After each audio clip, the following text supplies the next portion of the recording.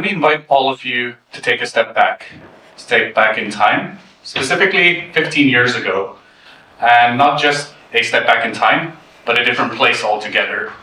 So I'd like you to imagine yourself on the coast of South America, specifically the coastal country of Chile, where a devastating earthquake has demolished a lot of infrastructure and, of course, houses.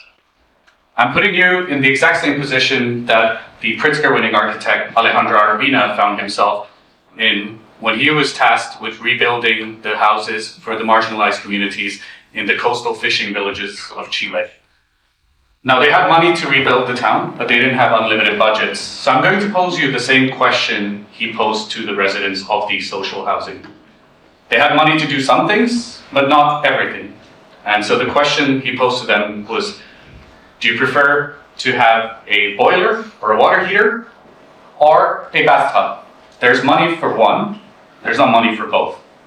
And so the same question that he asked from the residents, I'm going to ask from you. How many of you think they chose the water heater or the boiler? And how many of you think they chose the bathtub?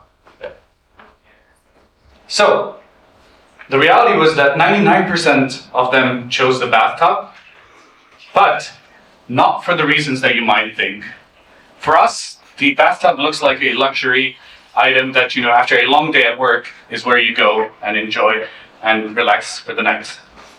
But the reality for them was that the water heater or the boiler was a luxury they couldn't afford. Now, if you remember what I mentioned, these are social housing communities, and especially in the aftermath of the earthquake and tsunami, water was a resource that wasn't guaranteed. And so for them, the bathtub was not a moment of luxury, but a moment of resourcefulness, because the bathtub that we think of as a luxurious item, for them, a water reservoir where they could store water in case of emergencies.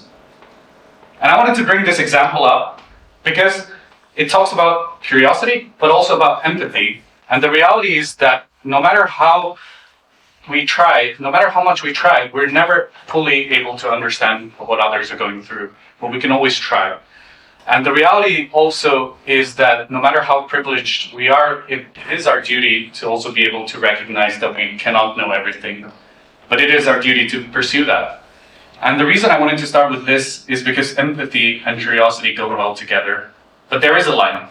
There is a line when the curiosity can go into prejudice, and it's important to know when that happens.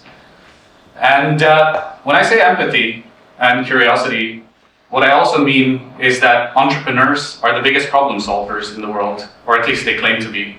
But the reality, as Slush brilliantly pointed out almost 5 years ago, is that the bottom line is that we're oblivious to the problems that don't affect us directly. So it's not by nature that we will be able to empathize. And I didn't bring that example to make you feel bad, because I, like you, had the exact same answer, because rationally, the bathtub sounds like a luxurious item, and the water boiler, sounds resourceful. But the reality is that neither you or me have been in that situation where we were able to think differently about this. And that's why I like the example, because the bottom line, as Slush points out, is that we are oblivious to the problems that don't affect us directly, but we have to make that effort. And one way we make that happen is through curiosity. It's very easy to say, be curious. But how does that actually happen? Part of it is being able to look at things from other perspectives. Part of it is also being able to talk to others. And what I mentioned about prejudice and curiosity, when you talk to others, when you're listening to them, you're listening because you want to learn, not because you want them to feed you answers that you already know. And so how does that happen in practice? So, the reality is also that when you're talking to people, as Adam Grant points out, I want you to keep it in mind that when you go and do interviews, like entrepreneurs do when they talk to customers, when you're talking to other individuals, are you listening to them because you want them to tell you what you already know? Are you listening to them because they're saying the exact same things you would be saying? Or are you listening to them because you like the way they're thinking? They're able to showcase to you a different way of understanding the world. So, intellectual loyalty is when you're listening to someone because of the position of power, or because of the way that they talk and the way they reason aligns with your own. Intellectual integrity is that you give that same opportunity even if they're saying things you do not agree with. And so that's something I would encourage you to think about. The best entrepreneurs are also able to do the same. They're able to understand that they may be wrong, and they let that curiosity let them learn more. Other ways that you can explore, you can sketch it out. And the reason I'm giving this example is that it showcases to you that there's different senses and different ways to make sense of the world around you. Obviously, talking to people helps, but this gives you a different perspective because you are now a bystander. You're simply letting action happen in front of your eyes and trying to make sense of it. Another way is to shadow. It's by literally shadowing the individuals you wish to learn more about. You want to learn about what, let's say, your parents do? Maybe join them out for a day of work and see exactly what their day of work looks like. Probably a lot of meetings. Probably lunch discussions which lead to new ideas. Probably nothing happens. But the reality is that you give yourself the opportunity to really learn how someone's day looks like. And this is where the curiosity can create ideas. And this is where the curiosity could turn into creativity. And before I go into the example with the Nike logo behind me, I wanted to talk a bit about creativity because I think many people think of creativity as something limited to only the artistic. It's something limited to others and not me. But I would encourage you to think of it in a different way. And to do that, I'm going to use metaphors. And so think of creativity and think of the example I'm giving you as the rails and creativity as the train that goes on the rails. We often think that creativity has to be this outside of the body, outside of the mind, outside of the box experience. But no, creativity, like any other skill, sometimes needs these guardrails. Sometimes it needs these railway lines that allow that train to flow. Don't believe me? Try to imagine what would Espoo International School look like if Nike was running it. I'm pretty sure some of you can already think about the ways that it would change, maybe for the better, or for the worse. Or imagine if Nokia was running the government of Finland. Well, how would that look like? Better? Worse? Innovative? Maybe too much focus on R&D? Who knows? But you get my idea. You don't have to always be creative from every single step. And metaphors and visualizations can be a powerful tool for that as well. So we've talked about curiosity, which then breeds into creativity. And now I wanted to talk a bit about the research and the work we do as entrepreneurship educators and researchers. And in essence, it boils down to what we look at is how do entrepreneurs think, how do entrepreneurs feel, and how do entrepreneurs act. And what we try to do is encapsulate all of that into the skills, into the leadership activities, into the behaviors that we wish to transpire and transform others with as well. And one of the biggest skills that innovators have is the ability to think on multiple dimensions and multiple timelines. The best innovators are able to think very big and think very small. And this requires curiosity. This requires being able to be wrong. But the biggest innovators are also always questioning things. But you're not questioning things because you don't agree with them. You're questioning them from a point of curiosity and wanting to learn. Some other skills that we have observed, and not when I say we, I mean other researchers and not myself. When we talk about entrepreneurship and what are the skills, curiosity, creativity, leadership, tolerance for ambiguity, being able to work with others. It's a big myth that the best entrepreneurs are, heroes and solo founders. Most investors do not invest in solo founders. But all of these skills that I'm talking about hinge upon a few key things, and one of them is self-awareness. I know many of you may be turned off by the idea of talking about self-awareness because you may think that we're talking about, finding your true purpose, finding that spark. No. Really, what self-awareness is all about is how well do you know yourself and how do you think others perceive you? Because it's in essence about asking the questions of when do you think you perform at your best? What is important for you in life? That could be in your courses, in your studies, in your job.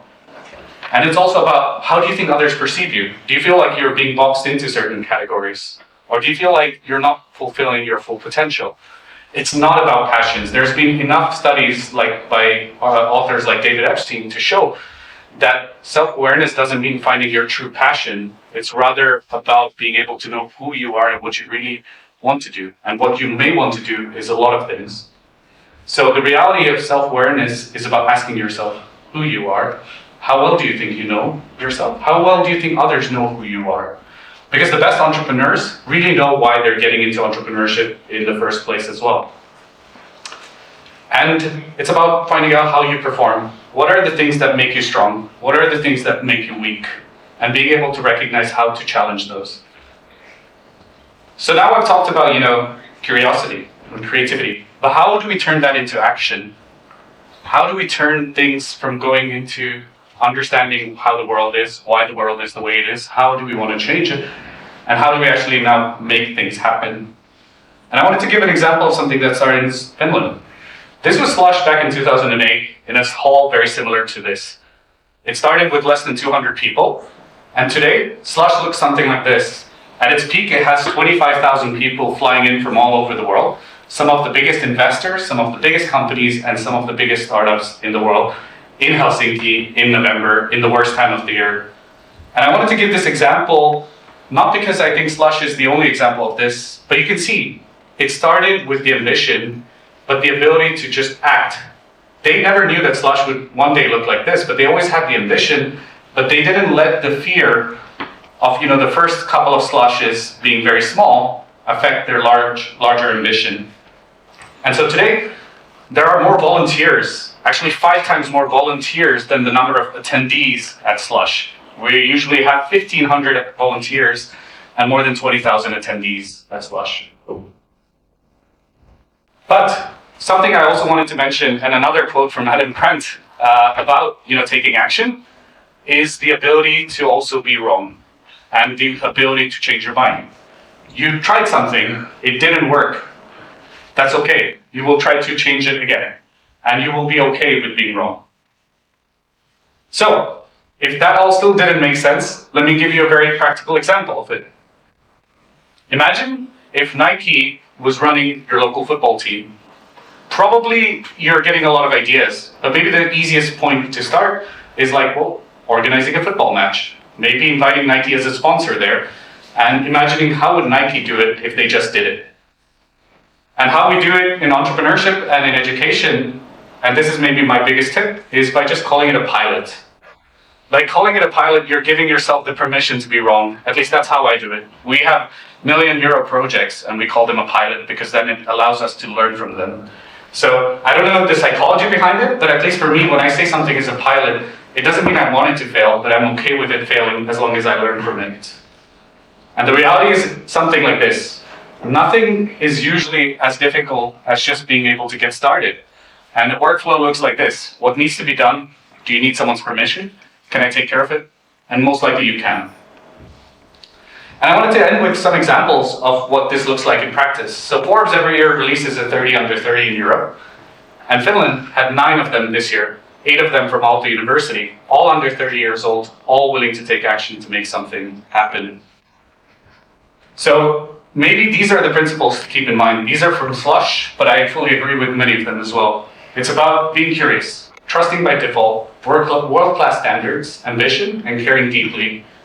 But I wanted to focus on trust by default because I think that's what makes Finland unique. The idea of trusting is ingrained into the society here. And so if you're good enough, you're old enough. And the reality is, it can make very cool things happen. I was able to invite Ilkka Paananen, who's the CEO of Supercell, to talk about this. And apart from aligning himself very well with all the same things that I mentioned about world-class ambitions, about being curious and wanting to make things happen, the reason I was able to make it happen, I just sent him a LinkedIn message. So if you're good enough, you're old enough. And that's my message. Thank you.